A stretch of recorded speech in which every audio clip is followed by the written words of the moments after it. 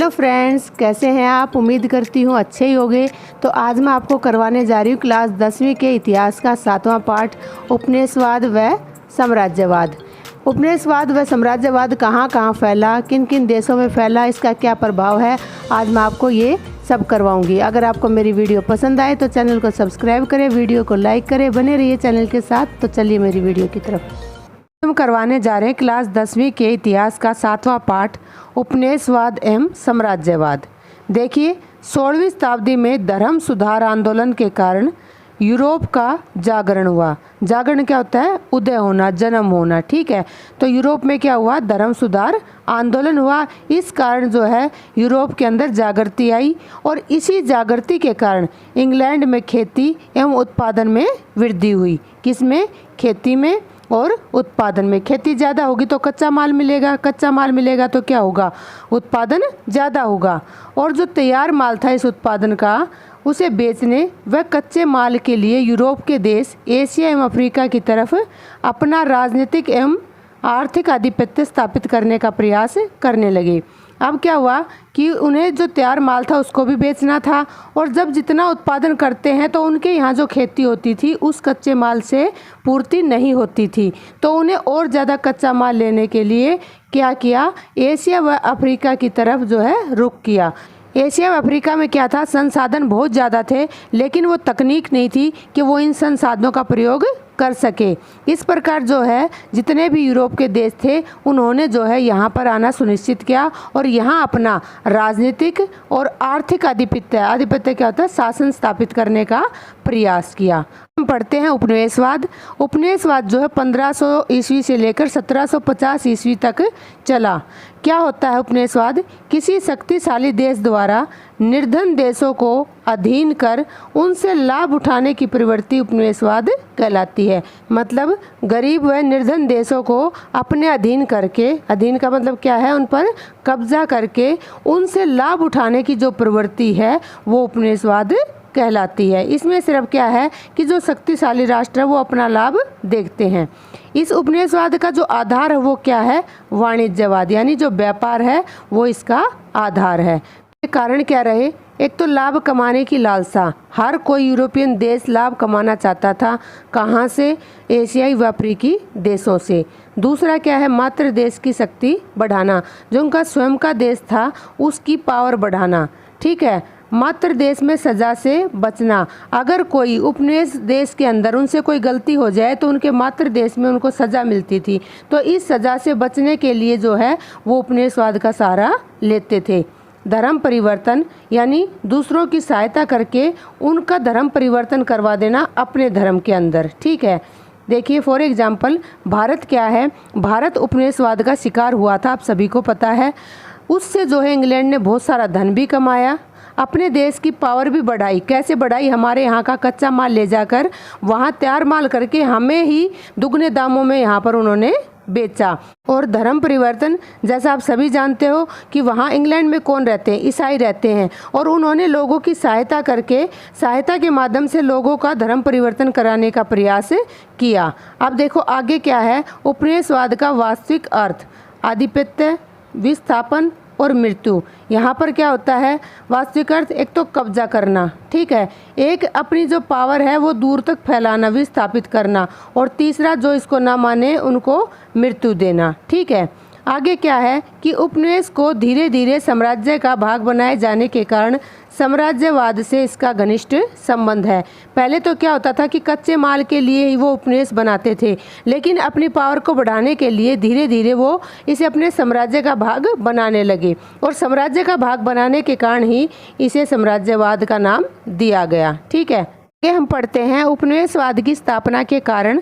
सबसे पहला है ट्रिपल जी की नीति। क्या थी ट्रिपल जी की नीति? कि कोलंबस ने क्या किया? अमेरिका की खोज की। इससे यूरोपीय देशों को पता लगा कि वहाँ पर बहुत सारे संसाधन हैं, और इससे स्वर्ण संग्रह की प्रतिस्पर्धा शुरू हुई। इस प्रतिस्पर्धा के कारण ही अधिक स्वर्ण, अधिक समृद्धि और अधिक कीर्ति का नारा बुलंद हुआ। इसका क्या अर्थ था? कि जिसके पास जितना सोना उसकी उतनी ही समृद्धि बढ़ेगी, और जिसकी जितनी ज़्यादा समृद्धि बढ़ेगी उसका नाम उतना ही ऊंचा होगा, अर्थात उसकी कीर्ति फैलेगी। उपनिवेशों के कारण यूरोपीय देशों को यह सब मिला और देशों को क्या लगने लगा कि जब हम दूसरे देशों को अपना उपनिवेश बनाते हैं तभी ये तीनों चीज़ों हमें हासिल हो सकती हैं। दूसरा जो कारण था वो रहा कच्चे माल की प्राप्ति, कि यूरोपीय देशों के अंदर क्या था कि अत्यधिक उद्योग थे और उनमें जितने ज़्यादा उद्योग थे उतना ही उन्हें कच्चे माल की कमी हो रही थी। इस कमी को दूर करने के लिए उन्होंने उपनिवेश बनाए। तीसरा है निर्मित माल की खपत। अब कच्चा माल मिलेगा तो क्या बनेगा, निर्मित माल बनेगा, ठीक है। अब उस बने हुए माल को वो कहाँ बेचे, उसकी खपत कहाँ पे करें, तो क्या किया उन्होंने अत्यधिक जो है कच्चे माल की खरीद व तैयार माल की खपत करने के लिए उपनिवेश बनाए। कारण रहा वो है जनसंख्या में वृद्धि।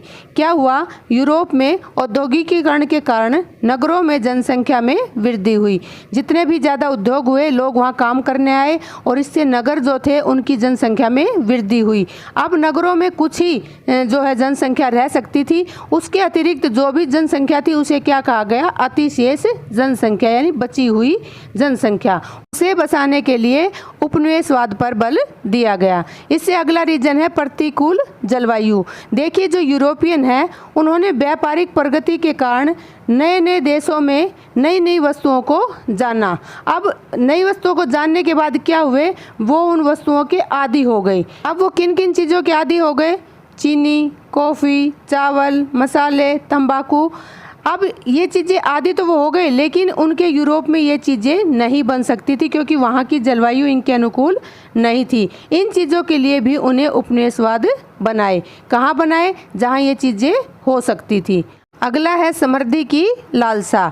देखिए जिसने सबसे पहले उपनिवेश बनाए उनमें नाम आता है पुर्तगाल का और स्पेन का, और उन्होंने बहुत ज़्यादा प्रगति की, उनकी बहुत ज़्यादा समृद्धि हुई। उनकी समृद्धि और प्रगति को देखकर भी अन्य देशों ने जो है उपनिवेशवाद बनाने की इच्छा जाहिर की और वो इसकी तरफ अग्रसर हुए।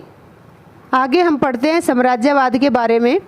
जब कोई शक्तिशाली राष्ट्र किसी कमज़ोर राष्ट्र को बलपूर्वक अधीन कर अपने हितों की पूर्ति करे उसे साम्राज्यवाद कहते हैं। यानी कोई भी शक्तिशाली राष्ट्र है, अपने हित के लिए वो क्या करेगा, कमज़ोर राष्ट्र पर कब्जा करेगा और वहाँ से अपने हितों की पूर्ति करेगा। अपने कौन कौन से हितों की पूर्ति करेगा, राजनीतिक, आर्थिक और सांस्कृतिक, मतलब सभी तरह का जो है वो कमज़ोर देश का शोषण करेगा और उस कमज़ोर देश में जितने भी प्राकृतिक संसाधन हैं उन सभी का दोहन करके वो अपने हितों की पूर्ति करेगा। स्वतंत्रता से पूर्व भारत ब्रिटेन का उपनिवेश था। ब्रिटेन ने भी ऐसा ही किया था भारत के साथ कि सोने की चिड़िया कहा जाने वाला देश जो था, जब ब्रिटेन यहाँ से गया तो 2 हिस्सों में बटा हुआ था, ठीक है, और हमारे पास कोई भी संसाधन नहीं बचे थे। आइए जानते हैं इससे आगे। औद्योगिक क्रांति, क्या हुई औद्योगिक क्रांति, कैसे साम्राज्यवाद फैला, आइए इसके बारे में देखते हैं। 18वीं शताब्दी में इंग्लैंड में बड़े बड़े कारखानों का निर्माण हुआ। क्या हुआ, बड़े बड़े कारखानों का निर्माण, जिनमें हाथ से काम करने के स्थान पर मशीनों द्वारा उत्पादन किया गया। अब हाथ से काम करेंगे तो वो कम होगा, ठीक है, मशीनों से काम करेंगे तो वो ज़्यादा होगा। ज़्यादा होने के कारण क्या होगा, उत्पादन में वृद्धि होगी। बाद में यह क्रांति पूरे यूरोप में फैल गई। अब इंग्लैंड में जब समृद्धि आने लगी, कीर्ति फैलने लगी इंग्लैंड की, तो यह क्रांति जो थी, कौन सी क्रांति, औद्योगिक क्रांति, यह पूरे यूरोप में फैल गई। धीरे धीरे यह क्रांति अमेरिका, जापान में भी हुई और अत्यधिक उत्पादन की खपत एवं कच्चे माल की ज़रूरत को पूरा करने के लिए ये देश एशिया और अफ्रीका के देशों को उपनिवेश बनाने लगे। क्या हुआ कि जब यह क्रांति पूरे यूरोप में फैल गई तो क्या मशीनों के द्वारा उत्पादन होने लगा। अब मशीनों के द्वारा इतना उत्पादन होने लगा कि उनके देश में जितनी खपत होती उससे कहीं ज़्यादा उत्पादन होता। अब इस सामान की यानी इस उत्पादन की खपत कहाँ करे वो, इसके लिए उन्हें दूसरे देशों की आवश्यकता थी और इस सामान को, इस उत्पादन को बनाने के लिए उन्हें कच्चे माल की भी आवश्यकता थी। अब वो ऐसे देश देख रहे थे जहाँ पर ये औद्योगिक क्रांति नहीं आई थी और ऐसे देशों में शामिल थे एशिया और अफ्रीका के देश। इसलिए ये जो देश हैं, ये विकसित जो राष्ट्र हैं, इन्होंने जो है अफ्रीका और एशिया के देशों को उपनिवेश बनाना शुरू कर दिया। आगे हम पढ़ते हैं, साम्राज्यवाद के प्रसार में सहायक कारण कौन कौन से रहे, ऐसी कौन सी परिस्थितियां थी जिनके कारण साम्राज्यवाद फैला। सबसे पहला था यूरोपीय देशों में औद्योगिक क्रांति। अभी मैंने आपको ऊपर ही करवाया है कि औद्योगिक क्रांति के कारण जो उत्पादन था उसको खपत करना था और उस उत्पादन में कच्चे माल की जो आवश्यकता थी उसकी पूर्ति करने के लिए एशिया और अफ्रीका जैसे देशों को सर्च किया गया। ठीक है, इससे क्या हुआ, साम्राज्यवाद का जन्म हुआ। दूसरा क्या है, यूरोपीय देशों में अतिरिक्त पूंजी क्रांति हुई, औद्योगिक क्रांति, उत्पादन बढ़ा तो उससे क्या हुआ, ज़्यादा धन इकट्ठा हुआ। अब उस धन को कहीं ना कहीं तो लगाना था, तो इस धन को कहाँ लगाया, एशिया और अफ्रीका जैसे देशों में।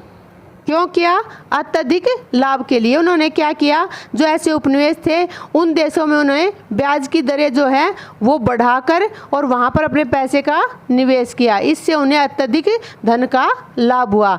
क्यों, क्योंकि उनके देश में क्या थी, ये ब्याज दरें बहुत ही कम थी। ठीक है, इसलिए इस पैसे को ऐसी जगह लगाना था जहाँ पर ब्याज दरें ज़्यादा मिल सके। इससे आगे देखिए, ईसाई धर्म प्रचारकों का योगदान। एशियाई और अफ्रीकी जो देश थे वो पिछड़े हुए देश थे। ठीक है, और उपनिवेश बन जाने के बाद वहाँ पर क्या आए, पादरी आए और उन पादरियों ने क्या किया, धर्म प्रसार किया, अपने धर्म को बढ़ावा देने का प्रयास किया, अपने धर्म का प्रचार किया। अब उन पादरियों को नए नए क्षेत्र मिल गए थे जहाँ वो अपने धर्म को फैला सकते थे, इसलिए जो है उन्होंने भी उपनिवेशवाद का समर्थन किया। अगला जो है वो है यूरोपियन राष्ट्रवाद की भावना। जो यूरोपियन देश थे वो अपने राष्ट्र को बढ़ाना चाहते थे, उसकी शक्ति को बढ़ाना चाहते थे और विश्व में अपने देशों की एक अलग पहचान बनाना चाहते थे। ठीक है, देखिए यूरोपियन देश विश्व की महान शक्ति बनना चाहते थे। उपनिवेश उनकी शक्ति एवं प्रतिष्ठा का प्रतीक बन गए थे। मतलब जितने यूरोपियन देश थे उनमें एक होड़ सी लगी थी कि आपके पास कितने उपनिवेश हैं, मेरे पास कितने उपनिवेश हैं, और सभी देश ज़्यादा से ज़्यादा उपनिवेश बनाना चाहते थे, क्योंकि जिसके पास जितने ज़्यादा उपनिवेश होंगे उसकी प्रतिष्ठा उतनी ही ज़्यादा होगी, उसकी शक्ति उतनी ही ज़्यादा होगी। और इसी भावना से ओतप्रोत होकर साम्राज्यवाद को बढ़ावा दिया। आगे आता है सभ्य बनाने का अभियान। अब यूरोपीय देशों की क्या सोच थी कि एशियाई और अफ्रीकी जो देश है ना उनके लोग हीन हैं, असभ्य हैं और हम जो हैं वो श्रेष्ठ हैं। तो उनका मानना था कि हम उन्हें सभ्य बनाने के लिए उनको क्या कर रहे हैं, उनको उपनिवेश बना रहे हैं। तो हमारा ये कर्तव्य है कि हम श्रेष्ठ जाति के हैं और निम्न जाति वालों को हम सभ्य बनाएं। तो ये कर्तव्य का बहाना करके भी वो उपनिवेश बना रहे थे। अगला है यातायात एवं संचार के साधन। देखिए औद्योगिक क्रांति के कारण क्या हुआ, यातायात और संचार के साधनों में भाप का इंजन बना और तार का आविष्कार हुआ। आविष्कार होने से क्या हुआ कि जो दूर दूर देश थे वहाँ आराम से जाया जा सकता था। इस कारण क्या हुआ कि दूर दूर के देशों पर कब्जा करना और उन पर शासन करना आसान हो गया। तो यातायात और संचार के साधनों ने भी साम्राज्यवाद को बढ़ावा दिया। अगला पॉइंट है एशिया एवं अफ्रीका के अनुकूल परिस्थितियाँ। क्या है कि एशिया और जो अफ्रीका है वहाँ औद्योगिक क्रांति नहीं आई थी। तो वहाँ पर जो थे शिल्पकार थे वो क्या थे, हाथ से चीज़ें बनाते थे। अब हाथ से बनाने में टाइम भी ज़्यादा लगता था, बनती तो वो बहुत अच्छी थी लेकिन वो महंगी होती थी और उनकी जो मात्रा होती थी वो बहुत ही कम होती थी, क्योंकि हाथ से तो बहुत कम ही चीज़ें बनेंगी। दूसरी तरफ जो यूरोपियन देश थे उनमें औद्योगिक क्रांति आई हुई थी और वो मशीनों के द्वारा बहुत सारी वस्तुएं बनाते थे। वो वस्तुएं मशीनों से बनने के कारण सस्ती भी थी और सुंदर भी थी। ठीक है, और इन्हीं मशीनों के द्वारा इन देशों ने नई नई तकनीक के शस्त्र बना लिए थे। इन शस्त्रों से जो है दूसरे देशों पर कब्जा करना आसान हो गया था। इस चीज़ ने भी उपनिवेशवाद को बढ़ावा दिया। हम पढ़ते हैं साम्राज्यवाद का विकास। देखिए एशिया में कपास, चाय, नील, कॉफ़ी, तंबाकू, चीनी, लोहा, टीन, कोयला, तांबा जैसे कच्चे माल की प्रचुरता थी और इसी प्रचुरता के कारण जो यूरोपियन देश थे वो एशिया में अपना उपनिवेश बनाना चाहते थे। एशिया के बाज़ारों में वो अपना निर्मित माल भी आसानी से बेच सकते थे। क्यों बेच सकते थे? क्योंकि यूरोप में मशीनों द्वारा माल बनता था इसलिए वो सस्ता होता था और एशिया में जो है हाथों से सामान बनता था, वो कम भी होता था और महंगा होता था। सस्ता होने की वजह से यहाँ के लोग आसानी से उन्हें लेते थे। 19वीं 16वीं शताब्दी में उपनिवेश स्थापित करने वाले जो देश थे उनमें नाम आता है इंग्लैंड, फ्रांस, पुर्तगाल, हॉलैंड, जर्मनी और रूस का। आगे हम पढ़ते हैं इंग्लैंड के उपनिवेश। सबसे पहले हम पढ़ेंगे इंग्लैंड का जो सबसे बड़ा उपनिवेश था भारत, उसके बारे में। सबसे पहले भारत में पुर्तगाली, डच, अंग्रेज और फ्रांसीसी जो थे उनके उपनिवेश थे, लेकिन शुरुआत में पुर्तगाली और डच ने यहाँ खूब व्यापार किया, लेकिन 18वीं सदी आते आते इनका व्यापार ख़त्म हो गया और उनकी जो शक्ति थी वो समाप्त हो गई। उसके बाद बचे अंग्रेज और फ्रांसीसी। देखिए 1744 ईस्वी से 1763 ईस्वी तक अंग्रेज और फ्रांसीसियों के बीच 3 युद्ध हुए। ठीक है, किस चीज़ के लिए? अपनी शक्ति यानी अपना प्रभुत्व जमाने के लिए। इस युद्ध में जो है अंग्रेज विजयी हुए और पावर किसके पास आ गई? अंग्रेज़ों के पास आ गई। 1757 में बंगाल के नवाब सिराजुद्दौला को प्लासी के युद्ध में हराए। ये बहुत पूछे जाते हैं, प्लासी का युद्ध जो है कब हुआ, किस किस के बीच में हुआ। ठीक है, तो ये हुआ था अंग्रेज़ों और बंगाल के नवाब सिराजुद्दौला के बीच में, और इसमें अंग्रेज जीते और जो बंगाल की पावर थी, राजनीतिक प्रभुत्व था, वो अंग्रेज़ों के हाथ में आ गया। 1764 ईस्वी में बंगाल, बिहार और उड़ीसा की दीवानी बक्सर के युद्ध में अंग्रेजों ने प्राप्त की, यानी युद्ध हुआ बक्सर का, और इन तीनों ही क्षेत्रों की जो दीवानी थी, जो पावर थी, जो शक्ति थी, वो अंग्रेजों के हाथ में आ गई। इसके बाद 1799 में टीपू सुल्तान को हराकर मैसूर पे भी अपना अधिकार जमा लिया, और टीपू सुल्तान के हारते ही 1818 ईस्वी में मराठा शक्ति समाप्त हो गई। 1843 ईस्वी में उन्होंने सिंध पर अधिकार किया और 1849 में पंजाब पर भी अपना अधिकार जमा लिया। आगे 1856 ईस्वी तक अंग्रेज़ों ने पूरे भारत में अपना अधिकार जमा लिया था और लॉर्ड डलहौजी के समय तक ये अधिकार कायम रखा। इंग्लैंड का दूसरा जो उपनिवेश था वो था बर्मा। उसे अब क्या कहते हैं? म्यांमार कहते हैं। इंग्लैंड ने बर्मा में 1824 ईस्वी से 1885 ईस्वी के बीच 3 युद्ध किए, और इन युद्धों में उन्होंने बर्मा को हराकर अपने ब्रिटिश साम्राज्य में मिला लिया। इंग्लैंड का जो तीसरा उपनिवेश था वो था श्रीलंका। श्रीलंका पर पहले पुर्तगालियों ने, फिर डचों ने, और लास्ट में 1948 में श्रीलंका आज़ाद हुआ था, तब तक इस पर अंग्रेज़ों ने अपना अधिकार बनाए रखा। श्रीलंका में उन्होंने चाय व रबड़ के बागान लगाकर खूब धन कमाया। तो अगला उपनिवेश था जो अंग्रेज़ों का, वो था मलाया। अंग्रेज़ों को अब क्या सूझने लगी कि दक्षिण पूर्वी एशिया में भी उनके जो उपनिवेश होने चाहिए। इस इच्छा को पूरा करने के लिए उन्होंने 1840 ईस्वी में सिंगापुर में और 1865 ईस्वी में मलाया प्रायद्वीप पर कब्जा किया। मलाया प्रायद्वीप को अभी फ़िलहाल क्या कहते हैं? मलेशिया। ठीक है। अगला उपनिवेश है तिब्बत। 1904 में तिब्बत को पराजित किया और दलाई लामा से संधि की, किस विषय पर? कि अब भारत और तिब्बत के बीच में व्यापार शुरू किया जाएगा, और अब तिब्बत पर किसका कब्जा था? अंग्रेजों का। आगे हम बात कर लेते हैं हॉलैंड के उपनिवेशों की। अब तक आपने पढ़े इंग्लैंड के उपनिवेश, अब हम पढ़ेंगे हॉलैंड के उपनिवेश। हॉलैंड के डचों ने व्यापार एवं उपनिवेश के लिए दक्षिण पूर्वी देशों के द्वीपों की ओर ध्यान दिया। क्या किया? जो डच थे हॉलैंड के, उन्होंने अपना व्यापार करने के लिए और उपनिवेश बनाने के लिए दक्षिण पूर्वी देशों की तरफ रुख किया। सबसे पहले 1602 ईस्वी में पुर्तगालियों को हरा बैंटम में अपने कारखाने खोले और इनको जो है महत्वपूर्ण केंद्र बनाया। किसको? बैंटम को। 1605 ईस्वी में पुर्तगालियों से अम्बोयना को जीत लिया। दूसरा क्षेत्र कौन सा जीता? अम्बोयना। 1619 ईस्वी में जकार्ता को जीता व बाटेविया को अपनी राजधानी बना लिया। 1641 ईस्वी में डचों ने, पुर्तगालियों ने मलक्का को भी जीत लिया, यानी मलक्का जो था वो पुर्तगालियों के हिस्से में था, लेकिन 1641 में डचों ने उसे भी जीत लिया और अब सुमात्रा, जावा और बोर्निया पर भी उन्होंने अपना अधिकार जमा लिया। अब जो है गरम मसालों पर डचों का प्रभुत्व था। अब हम पढ़ते हैं पुर्तगाल के उपनिवेश। देखिए 1498 ईस्वी में वास्को डी गामा ने नए समुद्री मार्ग की खोज कर, क्या किया उसने? नए समुद्री मार्ग खोजे। क्या खोजे? भारत के पश्चिमी तट कालीकट पर पहुंचा और ये समुद्री मार्गों को खोजकर वह भारत के पश्चिमी तट कालीकट में पहुंचा। 16वीं शताब्दी में पुर्तगालियों ने गोवा, दमन द्वीप, दादर नागर हवेली पर अधिकार कर लिया। ठीक है, दूसरा काम क्या किया उन्होंने, इन सभी पर अधिकार जमा लिया। आगे जो है इन्होंने कहाँ पर अधिकार किया, दक्षिण पूर्वी एशिया के तिमर पर और चीन के निकट मकाऊ द्वीप पर इन्होंने अपना अधिकार जमा लिया। तो ये थे सभी पुर्तगाल के उपनिवेश। अब आगे हम पढ़ते हैं फ्रांस के उपनिवेश। पांडिचेरी, चंद्रनगर, मॉरिशस और माही। देखिए, सबसे पहले फ्रांस ने पांडिचेरी के पास बस्तियां बनाकर इसे अपनी राजधानी बनाया। किसे, पांडिचेरी को, मतलब इसके आसपास बस्तियां बसाई और इसको अपनी राजधानी बना लिया। इसके बाद उन्होंने चंद्रनगर में अपनी बस्तियां बसाई।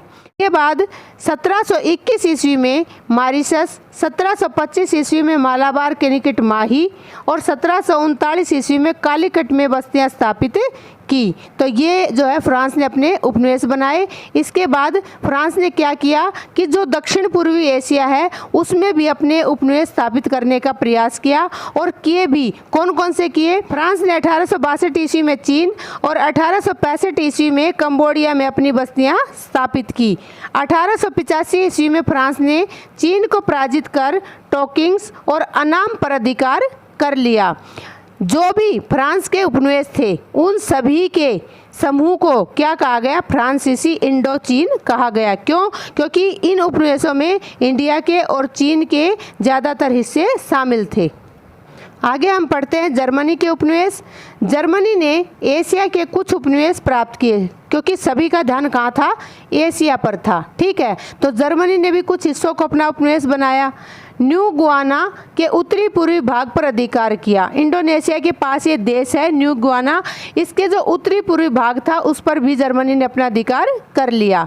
1898 ईस्वी में चीन के क्योंचू का प्रदेश इन्होंने ठेके पर ले लिया। ठीक है, जर्मनी ने प्रशांत महासागर में कैरोलिन द्वीप और मार्शल द्वीप पर भी अपना अधिकार जमा लिया। तो ये सभी थे जर्मनी के उपनिवेश। आगे पढ़ते रूस के उपनिवेश।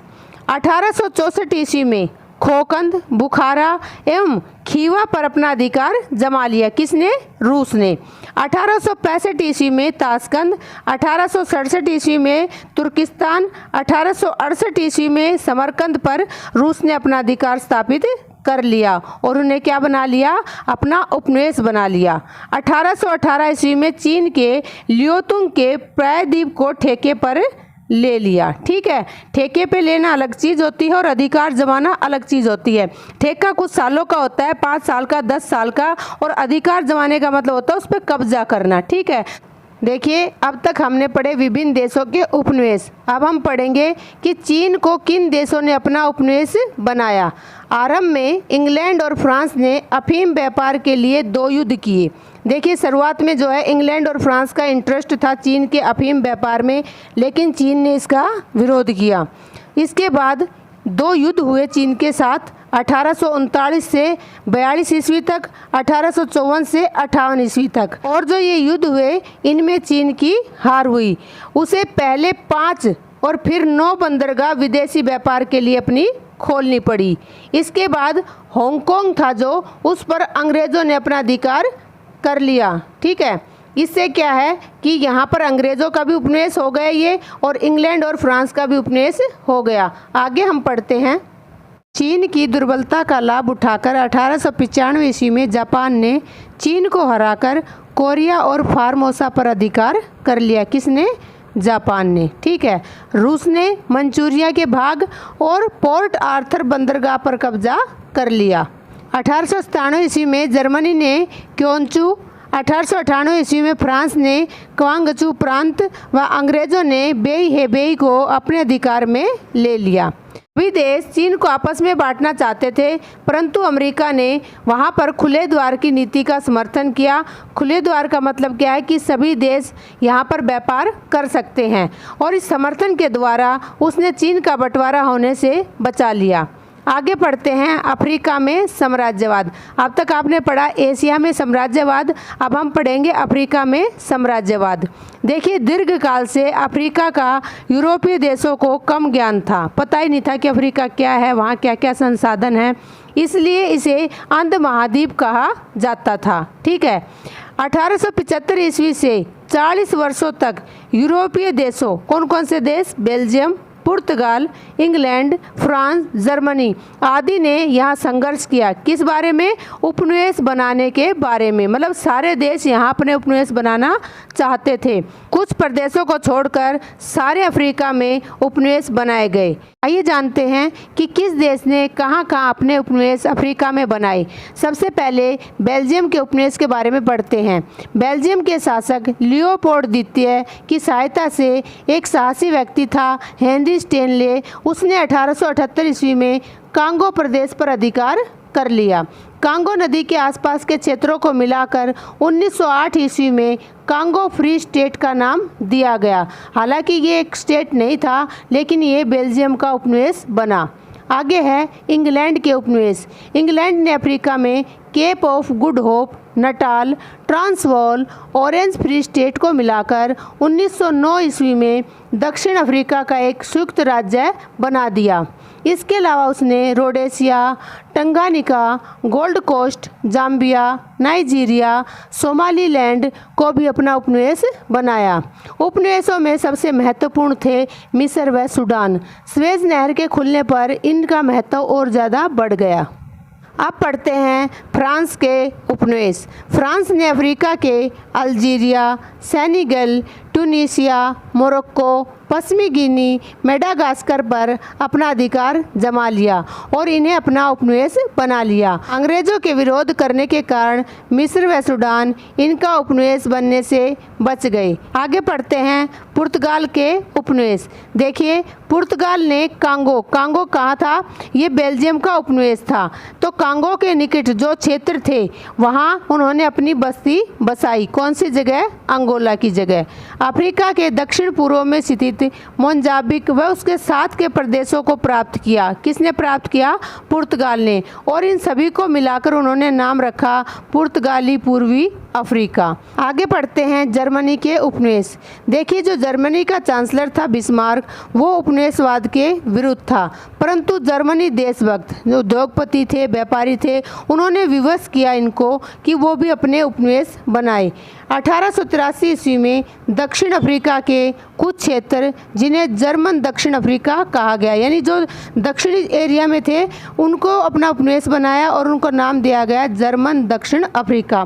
फिर उन्होंने पूर्व में अपने उपनिवेश बनाए, उनमें जंजीबार और उसके पड़ोस के क्षेत्र थे, उन्हें जर्मनी पूर्वी अफ्रीका कहा गया। उसके बाद उन्होंने पश्चिमी अफ्रीका में भी अपने उपनिवेश बनाए, जिनमें टोंगोलैंड और कैमरून प्रदेश थे और इनको नाम पश्चिमी अफ्रीका उपनिवेश कहा गया।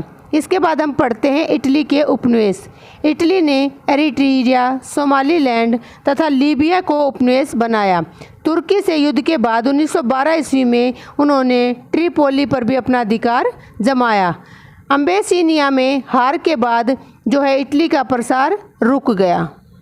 आगे हम पढ़ते हैं साम्राज्यवाद के प्रभाव। सबसे पहले हम देख लेते हैं यूरोप के देशों पर क्या प्रभाव पड़े। देखिए, जितने भी यूरोपियन देश थे सब में औद्योगिक क्रांति आ गई थी। औद्योगिक क्रांति के कारण जो भी सामान था वो मशीनों के माध्यम से बना। मशीनों से बनने के कारण उत्पादन में वृद्धि हुई। अब इतना सारा उत्पादन, इतनी सारी जो वस्तुएं बनी हैं उनको बेचने के लिए, ठीक है, क्या चाहिए थी? मंडियाँ चाहिए थी और उन्हीं चीज़ों के लिए कच्चे माल की आवश्यकता थी। ठीक है, तो इन सभी देशों में, कौन से देशों में?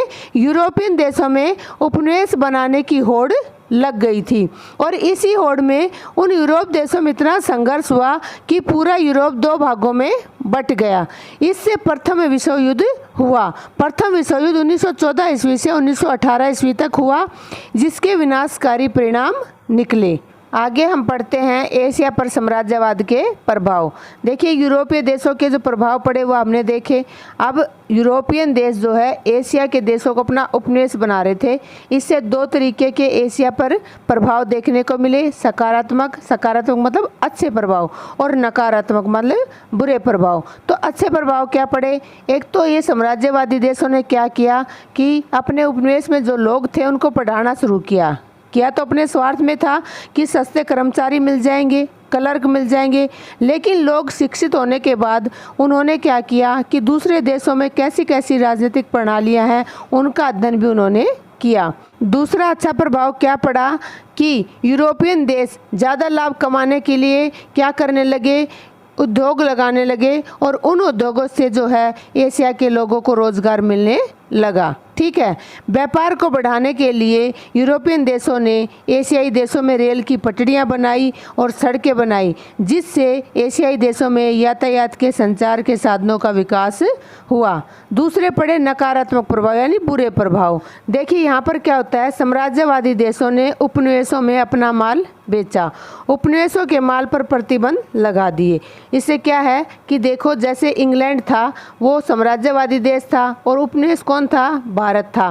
तो वो क्या करते थे, अंग्रेज भारत में आके अपना माल बेचते थे और भारत का जो माल था, जो सामान था, उस पर प्रतिबंध लगा दिया कि ये यहाँ पर नहीं बिकेगा। इससे क्या हुआ कि जो भारत के घरेलू उद्योग थे वो नष्ट हो गए थे। उपनिवेशों के लोगों को नीच एवं स्वयं को सभ्य समझते थे। क्या समझते थे, जैसे इंग्लैंड वाले भारतीयों को क्या समझते थे कि तो नीच है, हीन है, जबकि हम कैसे हैं, सभ्य हैं। ठीक है, इस कारण उनके क्लब, होटल एवं रेलगाड़ी के डिब्बे अलग होते थे। क्या था कि अंग्रेज भारतीयों को हीन समझते थे, इस कारण वो उनके क्लब, होटल और रेल के डिब्बे जो थे वो अलग रखते थे। ठीक है, जबरदस्ती उनके धर्म परिवर्तन कराए गए, किसानों का शोषण किया गया, जिससे वे किसान और भी निर्धन हो गए। हम पढ़ते हैं साम्राज्यवाद का भारत पर विनाशकारी प्रभाव। देखो, मैंने आपको ऊपर बताया है कि किस प्रकार अंग्रेजों ने भारतीयों का शोषण किया।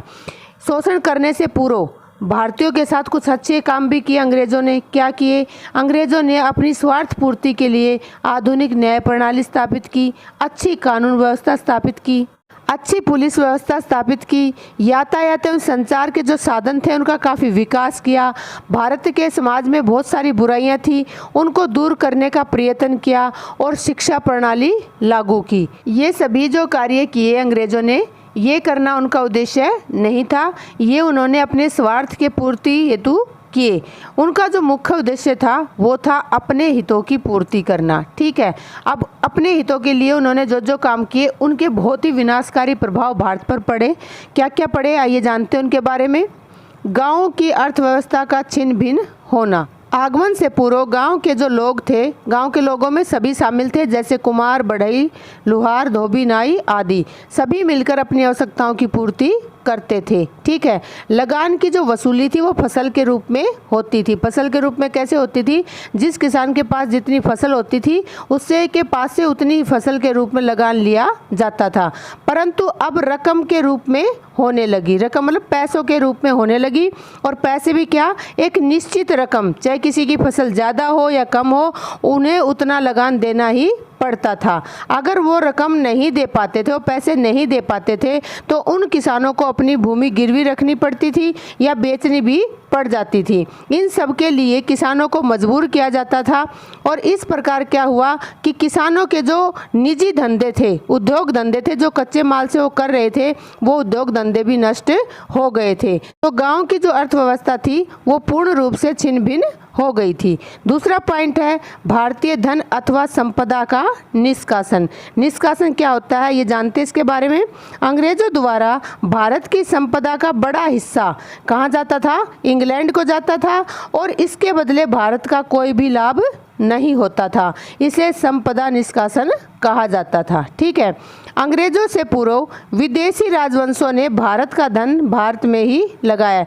क्या है कि अंग्रेज आने से पहले भी बहुत सारे विदेशी भारत में आए, लेकिन कुछ राजवंश यहीं पर रह गए, यहीं पर उन्होंने पैसा कमाया और भारत में ही उस पैसे को लगाया। परंतु अंग्रेज़ों ने क्या किया कि जो अधिकांश भाग था कर का, उसे वो इंग्लैंड में भेज देते थे। सैनिकों और गैर सैनिकों का जो वेतन था और पेंशन थी वो भारतीय राजकोष से दिया जाता था। भोग विलास एवं स्वार्थ पूर्ति के लिए रेल लाइन बिछाई, नहरें बनवाई, यातायात और संचार के साधनों का विकास किया। उन्होंने अपने स्वार्थ के लिए सारे कार्य करवाए। अंग्रेजों ने भारतीय शासकों, व्यापारियों, उद्योगपतियों से अनुचित तरीके से धन प्राप्त कर 1758 ईस्वी से 1765 ईस्वी तक 60 लाख पाउंड इंग्लैंड में भेजा। मतलब शासकों, व्यापारियों और उद्योगपतियों को परेशान कर करके उन्होंने धन प्राप्त किया और उस धन को उन्होंने इंग्लैंड में भेज दिया, जिसकी संख्या क्या थी, 60 लाख पाउंड। इस प्रकार सोने की चिड़िया कहा जाने वाला देश निर्धन हो गया था। आगे हम पढ़ते हैं हस्तशिल्प उद्योगों का पतन, यानी भारत में जो हाथों से निर्मित चीज़ों का व्यापार होता था वो अब समाप्त हो गई हैं। क्यों हुई? देखिए, औद्योगिक क्रांति के कारण इंग्लैंड में मशीनों द्वारा सस्ती और सुंदर वस्तुएं बनाई गई। ठीक है, मशीनों में चीज़ें ज़्यादा भी बनती हैं, सस्ती भी पड़ती हैं और वो सुंदर भी बनती हैं, और उनको जो है बेचा गया भारत के अंदर। जबकि भारत में जो चीज़ें बनती हैं उन चीज़ों को यूरोपीय देशों ने और इंग्लैंड ने प्रतिबंध कर दिया। क्यों कर दिया? क्योंकि पहले ये चीज़ें वहाँ पर सही रूप से बिक जाती थी। अब उन्हें ये लगा कि अगर भारतीय चीज़ें हमारे देश में बिकेंगी तो हमारी चीज़ों को कौन खरीदेगा। ठीक है, इसलिए भारतीय चीज़ों पर प्रतिबंध लगा दिए। इससे भारतीय उद्योगों को गहरी क्षति हुई, यानी बहुत भारी हानि हुई। भारत में निर्मित वस्तुओं के खरीदार शासक एवं दरबारी थे। भारत में जो वस्तुएं बनती थी उनको वहाँ के शासक और दरबारी खरीद लेते थे। लेकिन 19वीं शताब्दी में देशी रियासतों का अंत होने के कारण शिल्पकार बर्बाद हो गए। अंग्रेज़ों ने क्या किया? इन देशी रियासतों का भी अंत कर दिया। इस कारण से भारत के शिल्पकार थे, दस्तकार थे, वो बर्बाद हो गए। आगे हम पढ़ते हैं उद्योगों का पिछड़ापन। क्या है कि इंग्लैंड की सरकार ने भारतीय उद्योगों के लिए कोई ठोस कार्य नहीं किए। उन्होंने क्या किया कि जो ब्रिटिश उद्योगपति थे जिनके उद्योग भारत में थे उनके ऊपर उन्होंने ध्यान दिया, उनके हितों की उन्होंने पूर्ति की और ज़रूरत पड़ने पर हर संभव सहायता भी की। भारत में बिछी रेलवे लाइन के लिए भी पटरियां और डिब्बे कहाँ से आए? इंग्लैंड से आए। यानी भारत में जो चीज़ें निर्मित थी उनका उपयोग कहीं किया ही नहीं गया। भारतीय पूंजी पर विदेशी पूंजी का दबाव हमेशा बना रहा। वो तो बनना ही था, क्योंकि भारत की जो पूंजी थी वो बहुत ही कम रह गई थी और विदेशी पूंजी यहाँ पे लगा के यूरोपियन देशों ने हमारे भारत पर हमेशा दबाव बनाए रखा। आगे है निर्यात की उपेक्षा आयात को बढ़ावा। क्या है कि अंग्रेज़ों के आने से पहले भारत बहुत सारी चीज़ों का निर्यात करता था, जिनमें सूती व रेशमी कपड़े, गरम मसाले, चाय व नील आदि थे। यूरोपीय बाज़ारों में इनकी बहुत डिमांड रहती थी। लेकिन अंग्रेज़ों के आने के बाद जो भारतीय माल था उस पर उन्होंने भारी शुल्क और प्रतिबंध लगा दिए। क्यों लगा दिए? ताकि भारतीय सामान विदेशों में बिक ना सके। जबकि जो ब्रिटिश माल था उन पर उन्होंने नाम मात्र के शुल्क लगाए। इस कारण से भारतीय सामान नहीं बिका और धीरे धीरे भारतीय माल का निर्यात समाप्त हो गया और ब्रिटिश सामान का जो आयात था वो बढ़ा। भारतीय उद्योग बंद हो गए। आगे है भारतीय कृषि एवं किसानों पर दुष्प्रभाव। इंग्लैंड के अधिकार का भारतीय कृषि पर बड़ा विनाशकारी प्रभाव पड़ा। कैसे पड़ा? कि ब्रिटिश सरकार ने किसानों पर ऐसे लगान लगाए जो उन्हें आधी उपज देकर चुकाने पड़ते थे। ठीक है, अगर फसल ना हो तो भी उन्हें लगान देना पड़ता था। फसल ना होने की वजह में वो क्या करते बेचारे? वो महाजन के पास जाते और ऊंचे ब्याज पर पैसे लेते। इससे वो उनके चंगुल में फंस जाते। भूमि सुधार की तरफ ध्यान न देने के कारण भूमि जो है बंजर हो गई और उपज कम होने के कारण बार बार अकाल पड़ने लगे, जिससे किसान निर्धन होते चले गए। आगे हम पढ़ते हैं पश्चिमी शिक्षा का लागू होना। अंग्रेज़ों ने क्या किया? 1835 ईस्वी में अंग्रेजी शिक्षा को माध्यम बनाकर पाश्चात्य शिक्षा प्रणाली लागू की। उनका मुख्य उद्देश्य क्या था? सस्ते कर्मचारी और क्लर्क प्राप्त करना। उन्होंने स्त्री शिक्षा, उच्च शिक्षा, वैज्ञानिक व तकनीकी शिक्षा की अवहेलना की। यानी यहाँ भारतीय लोग ये शिक्षा प्राप्त नहीं कर सकते थे। उन्हें डर था कि ये शिक्षा प्राप्त करने के बाद वो उनके विरुद्ध खड़े हो जाएंगे। इस प्रकार क्या हुआ कि जो पाश्चात्य शिक्षा है उसने भारतीय संस्कृति को गहरा आघात पहुंचाया। लेकिन फिर भी कुछ उच्च वर्ग के लोग और मध्य वर्ग के शिक्षित लोगों ने इनके खिलाफ आवाज़ उठाई। आगे है ईसाई धर्म का प्रचार। अंग्रेज़ों के आगमन से बहुत से पादरी भारत में आए। जब अंग्रेज़ भारत में आए तो उनके साथ पादरी भी भारत में आए। उन्होंने मंदिरों, मस्जिदों, विद्यालयों, विश्वविद्यालयों एवं जेलों तक में जाकर ईसाईयत का प्रचार किया, यानी लोगों को मोटिवेट किया ईसाई बनने के लिए। ठीक है, उन्होंने भारतीयों को ईसाई बनाने के लिए उचित व अनुचित तरीके अपनाए, लोगों को लालच दिया और लोगों को अपने धर्म में शामिल करने के लिए उकसाया। भारतीय धर्मों व परंपराओं की आलोचना की। परिणाम स्वरूप बड़ी संख्या में भारतीय ईसाई बने, जिससे भारतीय संस्कृति को आघात पहुंचा। देखिए, ये हमने पढ़े साम्राज्यवाद के प्रभाव, लेकिन साम्राज्यवाद में जो है राजनीति कम और आर्थिक हित ज़्यादा दिखाई दे रहे हैं, इसलिए इस साम्राज्यवाद को नव साम्राज्यवाद का नाम भी दिया गया। थैंक यू मेरी वीडियो देखने के लिए। अगर आपको मेरी वीडियो पसंद आ रही है तो चैनल को सब्सक्राइब करें, वीडियो को लाइक करें, बने रहिए चैनल के साथ। मिलती हूँ अगली वीडियो में। Bye bye, take care.